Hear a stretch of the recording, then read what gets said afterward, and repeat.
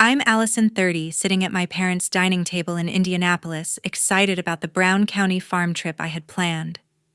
"Can't wait for the trip," I said, smiling as I imagined the gentle hills and the warm little wooden cabins. My sister leaned back, her smile cold and sharp. "You're invited," she sneered. The whole room burst into laughter. My parents, my brother, even her friend, they all laughed like it was the funniest thing they'd ever heard. I froze, my fork hanging in midair, the sting hitting harder than I expected. They weren't joking. They meant it. I had spent weeks making calls, paying deposits, arranging everyone's schedules, and now I was being pushed aside like I didn't exist. My chest tightened, but I forced a smile, set my fork down, stood up, and left the table. I didn't say a word. Only the scrape of the chair echoed behind me as I walked away, leaving their laughter fading in the background. A week later, my sister tried to withdraw $100,000 from the investment account that I alone had been funding for years. I got the alert while sipping my coffee. I locked the account faster than anyone could say family only. I sent her a screenshot: transaction declined. Guess only family can withdraw. The next day, my phone lit up with 20 missed calls from her, each one more desperate than the last. I didn't answer. I just took another sip of coffee and smiled, knowing this was only the beginning. Smash that like, subscribe, and hit the bell to see how I turned their betrayal into my victory. Looking back, I should have seen it coming. Growing up in Indianapolis, my family always put my sister and brother on a pedestal. My sister, 5 years older, could do no wrong. Her soccer trophies filled the living room, and her college acceptance letter was framed like a museum exhibit. My parents would beam with pride, always saying she was going to make it big. My younger brother, the 22-year-old baby of the family, was forgiven for everything: skipping school, crashing cars, whatever it was, they let it slide. And me, I was the middle child, the reliable one, the one who never needed fixing. But that didn't earn me praise. It just made me invisible. By 16, I was working part-time at a grocery store, saving every penny for college. My sister got a car for her birthday. I got a handshake. My brother's tutor's sports equipment, even his prom suit, I chipped in from my savings because my parents said, "We're a little tight this month." I didn't mind then. Family helps family, right? But it never stopped. In my 20s, I landed a stable job as a financial analyst, climbing the career ladder while my sister chased creative dreams that never paid, and my brother flunked his first semester. And guess who covered their gaps? 3 years ago, my mom asked for help with her credit card bill, $10,000. I paid it off without a question. My dad needed temporary cash for car repairs, $5,000. I sent it. My brother's tuition. Another $15,000 straight from my account. I thought I was being a good daughter, a good sister. But they never said thank you. They only called when they needed money, never just to talk. I was their ATM, nothing more. My sister's marketing job barely covered her rent, yet she still lectured me about hustling. My parents would nod proudly while I sat there quietly, mentally balancing their books. Meanwhile, I was working overtime, saving for a house, and still sending money home. I told myself it was love or duty or whatever made it feel less one-sided. But deep down, it hurt. I'd overhear my mom on the phone bragging about my sister's potential or my brother's charm. My name never came up. Last year, I set up a joint investment account for family emergencies. I put in $60,000, my savings, my bonuses. They promised to contribute, but their total came to exactly zero. I managed it, tracked every cent while they called it our fund. I was fine with it, or so I thought, because I believed we were a team. I even planned that Brown County trip thinking it would bring us closer, hiking campfires, maybe a real conversation. I spent hours on the phone with vendors, paid the deposit, even covered my brother's share because he was broke again. I didn't expect a medal, just a seat at the table. But that night at dinner changed everything. Their laughter still echoes in my head, their words cutting deeper than I'd ever admit. I wasn't their daughter or their sister. I was their safety net, their backup plan. And I'd had enough. Allison's rise. Planning the trip, and being cut out. I'd carved out a career I loved. At 30, I was a financial analyst in Indianapolis, managing portfolios for a firm downtown. My paychecks cleared six figures, my condo had a view of the skyline, and my colleagues trusted my calls on investments. It hadn't come easy nights studying finance while working double shifts at a diner, no family money to fall back on. I built it all myself. But to my parents, my sister, my brother, I was just doing fine, while my sister's sporadic marketing gigs were genius, and my brother's college dropouts were just finding his path. I wanted us to feel like a family again. A trip to Brown County seemed perfect: wooded trails, starry nights, a chance to talk without distractions. I took the lead, spending evenings researching lodges, booking a cozy cabin with a wraparound porch.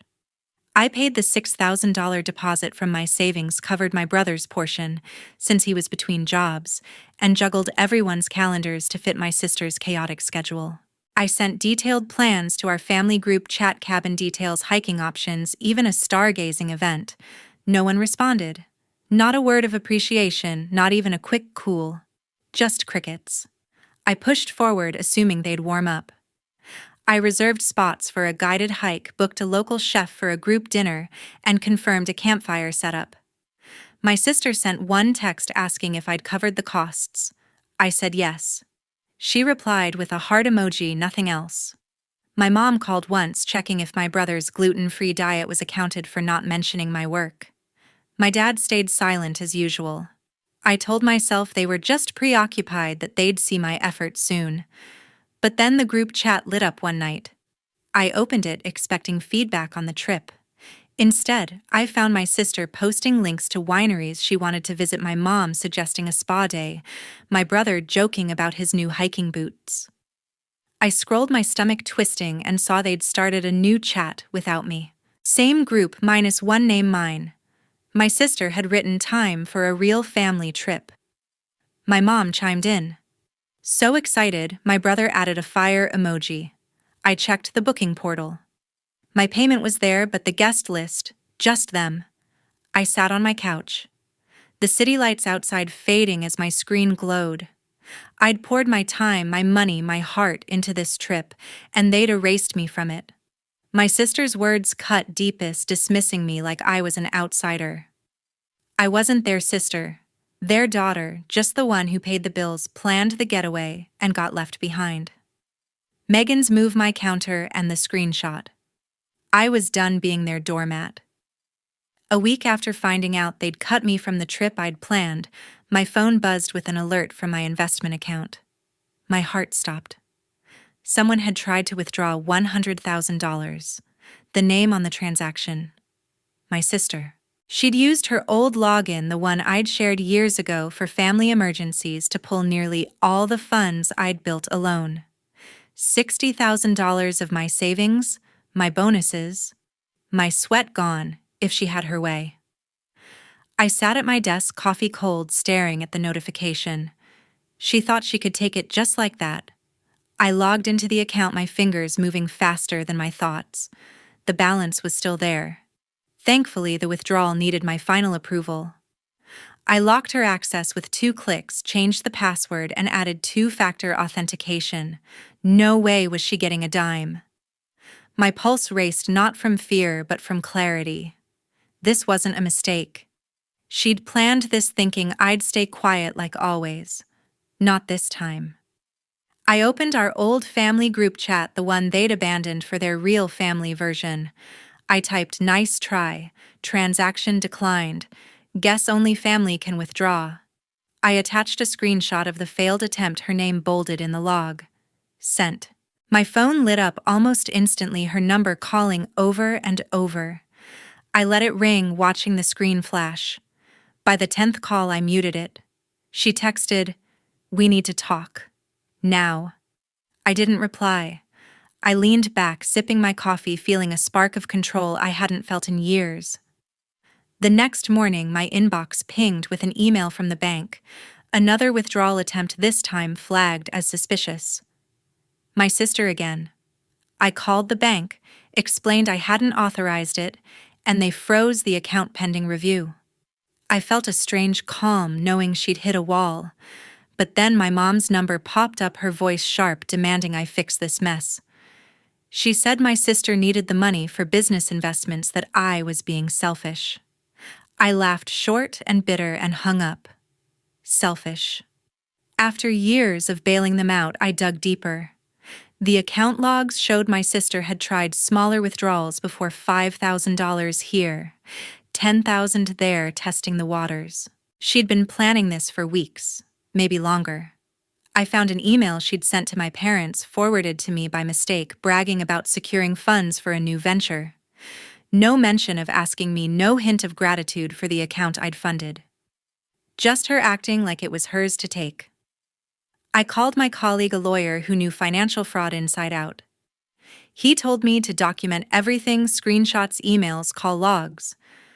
I spent hours compiling a file, every attempt, every message. My sister's calls kept coming, 15, 20, 25 by noon. Her texts turned frantic. "You're ruining everything." I didn't respond.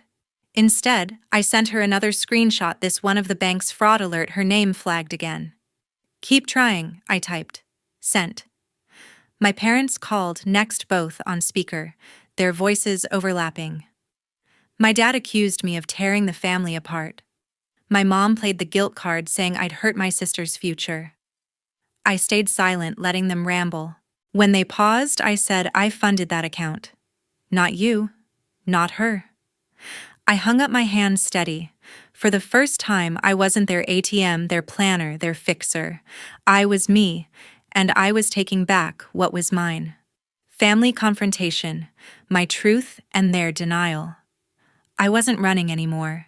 Days after locking my sister out of the investment account, my phone wouldn't stop buzzing. Calls, texts, voicemails piling up. My parents demanded a meeting, saying we needed to sort this out. I agreed, not because I wanted peace, but because I wanted them to face me. We met at their house in Indianapolis, the same place I'd grown up feeling invisible. I walked in, my laptop under my arm, ready to lay it all bare.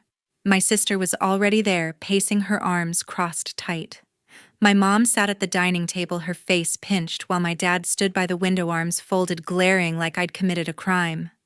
My brother slouched on the couch, scrolling his phone, barely looking up. I took a seat, opened my laptop, and pulled up my bank records. "Let's talk," I said, my voice steady. I started with the numbers. $10,000 for mom's credit card debt 3 years ago, I said, showing the transaction. $5,000 for dad's car repairs last summer. $15,000 for your tuition. I nodded at my brother. And $60,000 in the investment account. My money, my bonuses. I paused, letting it sink in. "I've been carrying you all for years." My sister scoffed, rolling her eyes. "You're exaggerating," she said. "You offered to help. We didn't ask." My mom jumped in, voice sharp. "You've always been fine, Allison. Why make a big deal now?" My dad shook his head, muttering, "This is ungrateful." My brother stayed quiet, his thumb still swiping his screen. I pulled up more records, emails where my mom begged for just this once, payments, texts from my dad, promising to pay me back soon, receipts for my brother's college fees. "This isn't help," I said. "This is me being your bank. And you never once said thank you." I turned to my sister. "Then you tried to take $100,000. My money." She leaned forward, her face red. "That was our family fund. I had every right." I laughed, cold and sharp. "You're right, I funded every cent. You contributed nothing." My mom cut in, her voice softer now, almost pleading. "We're family, Allison. Families share. You're blowing this out of proportion." My dad added, "You're acting like we forced you. You chose to give." I felt the air shift, their words twisting reality. I showed them the account logs, every zero they'd promised to add, every withdrawal attempt my sister made. "I chose to help because I thought it mattered," I said. "But you don't even see it. You don't see me." My brother finally looked up, his face pale, but he didn't speak. My sister stood, slamming her hand on the table. "You're selfish. You think you're better than us because you have money. My mom nodded, her eyes wet but hard. You're hurting us, Allison. This isn't what family does. My dad pointed at me. You need to unlock that account. Now. I closed my laptop, stood and looked at them. I'm done being your ATM, I said. You want money? Earn it. I walked out, their voices rising behind me, my sisters shouting, my mom pleading, my dad cursing. I didn't look back. In my car, I checked my phone. A text from my brother. Is that all true? I didn't reply. For the first time, I felt free, but I knew they'd never admit what I'd done for them. I thought the confrontation would end it. A week later, my phone pinged with another bank alert. This time, it wasn't my sister, it was my mom. She had applied for a $50,000 loan against my investment account using old paperwork I'd signed years ago to manage her credit card debt. The application listed my account as collateral, her signature forged in my name. My stomach churned as I read the details. She had tried to siphon half my savings without a word. I sat in my condo, the city skyline dark outside, and realized this wasn't just greed. It was betrayal.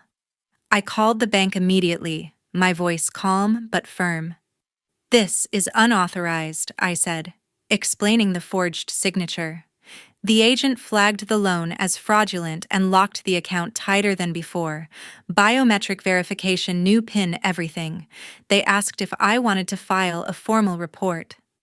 I hesitated, picturing my mom's face, her teary guilt trips. Then I remembered her words at the confrontation, calling me selfish for protecting my own money. Yes, I said. File it. The bank opened an investigation, requesting every document I had: account statements, old emails, even the power of attorney I'd given my mom a decade ago for emergencies. I spent hours gathering records, my laptop glowing late into the night. Each email from her asking for just a little help felt heavier now, like a script she'd perfected. I found one from 2 years back where she'd promised to handle things if I gave her access. I hadn't thought twice then. Now I saw the pattern. I reached out to my colleague, Michael, the lawyer who had helped me document my sister's withdrawal attempts. We met at a downtown coffee shop, his briefcase packed with notes. This is serious, he said, scanning the loan application. Forging your signature could mean criminal charges. I nodded, my throat tight. I didn't want my mom in jail, but I needed this to stop. Michael drafted a cease and desist letter naming my mom and warning of legal action if she tried again. He also advised me to revoke her power of attorney, which I did that afternoon, signed, notarized, and filed. A few days later, the bank called. The loan had been voided, my account secured, but they traced my mom's application to a local branch where she had used my name in person. They had pulled the security footage. It was her. I felt sick imagining her standing there pretending to be me. Michael urged me to press charges, saying it would protect my finances in the long run. I wasn't ready for that step, but I agreed to a formal warning through the bank, putting her on notice.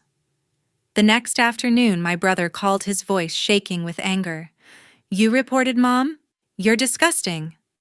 I didn't argue. I just hung up. I was too tired to fight anymore. That evening, Michael sent the cease and desist letter, certified and addressed, to my parents' house. I pictured my mom opening it, her hands trembling, my dad reading over her shoulder. For a moment, I felt a pang of guilt, but then I remembered the $50,000 she'd tried to take, and the years I'd given them everything. I wasn't the villain here. The fallout wasn't over. Days after the bank froze my mom's loan, my phone started buzzing with notifications, not texts, but Instagram tags. My brother had posted a story, a blurry photo of me at a family picnic years ago, captioned, "Some people think money makes them better than family." His friend Nicole, who I barely knew, shared it, adding, "Greedy much. I family first." Comments poured in, strangers, mutuals, even distant cousins calling me selfish, cold, a money grubber. I stared at my screen, my coffee shop table wobbling under my elbow as their lies spread like wildfire. I scrolled through my brother's profile. He'd posted more screenshots of old texts where I'd offered to help with bills twisted to make me look controlling.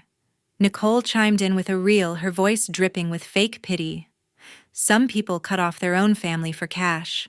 Their followers ate it up, flooding my inbox with hate messages like, "You're a disgrace," and "Hope you're happy alone." I blocked them, but the damage was done. My name was trending in our small Indianapolis circle, and not in a good way. I called Michael, my colleague, who'd been tracking my family's moves. He warned me to stay off social media and document the posts for defamation. I spent hours taking screenshots not of my accounts but theirs, every story, every comment. My hands shook as I saved each one, their words cutting deeper than I'd expected. I wasn't just fighting for my money now, I was fighting for my name. Then Cole, my younger brother, texted, "Can we meet?" He wrote no emojis, no attitude. I hesitated. He'd been silent through everything, glued to his phone like it was his lifeline. But something in his tone felt different. We met at a diner near his campus, the air thick with grease and coffee. He looked tired, his hoodie rumpled, his eyes avoiding mine at first. "I saw the posts," he said quietly. "I didn't know you paid for my tuition." "All of it." I nodded, waiting. He rubbed his face, exhaling hard. "They told me you just helped out a little." I believed them. I leaned back, my jaw tight. $15,000, I said. "Every semester so you could stay in school." He winced like the number hit him physically. "I'm sorry," he said, the first apology I'd heard in years. "I thought you were, I don't know, showing off." "But Mom and Dad, they lied to me." He showed me his phone open to my brother's Instagram, his latest post calling me a traitor. "This is wrong," he said. "I'm done with their games." Before I could respond, my phone rang. Violet, my grandmother, her voice warm but firm. "Allison? I've been watching this nonsense online," she said. "Your brother's out of line and your parents should be ashamed." I swallowed, surprised. She'd always stayed out of our drama. "I saw your bank statements," she went on. "You carried them for years. I'm proud of you for standing up." She promised to call my parents, tell them to back off, and even offered to post on her own Instagram, a small following but loyal, defending me. "You're not alone," she said. I hung up, my chest lighter. Cole looked at me, his voice softer. "I'll talk to Mom and Dad," he said. "They need to know I'm on your side now." I didn't trust it fully, but it was a start. For the first time, I felt like I had allies, not just enemies, in my own family. I was ready to let go. Weeks after the Instagram storm, Violet, my grandmother, took a stand. She posted a simple message on her small but loyal social media following. "My granddaughter Allison has been nothing but generous. Shame on those who twist her kindness into greed." She didn't name names, but the point landed. Her followers, mostly old friends and churchgoers, shared it widely, drowning out my brother's smears with support. Violet called me that evening, her voice calm and firm. "You don't owe them anything," she said. "Live your life." I took her words to heart. I blocked my brother's number, my parents too, cutting off their endless calls and texts. No more explanations, no more guilt. I unfollowed them online, muted their profiles, and deleted our old family group chat. It felt like shedding a weight I'd carried for years. I wasn't just closing a door, I was locking it. Then my younger brother, the one who'd once stayed silent through it all, reached out asking for help with a transfer to a new college, one far from Indianapolis. He'd been accepted, but couldn't cover the fees. I hesitated, remembering his silence, but his apology at the diner stayed with me. He'd finally seen the truth, even if late.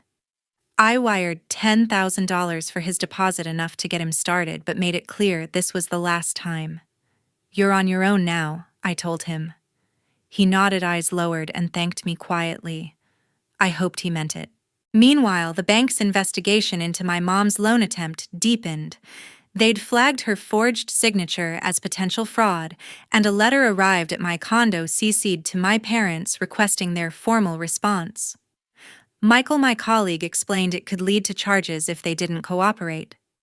I didn't push for prosecution, but I didn't stop it either. My parents' voicemails grew desperate, insisting it was all a misunderstanding, but I didn't call back. Their choices had consequences, and I wasn't their shield anymore. My brother's reputation took a hit. His Instagram posts, once liked by hundreds, began receiving backlash. Violet's supporters called him out, and even his own friends started questioning his story. Nicole's reels, the ones backing him, lost traction. Her comments flooded with people doubting the poor family narrative.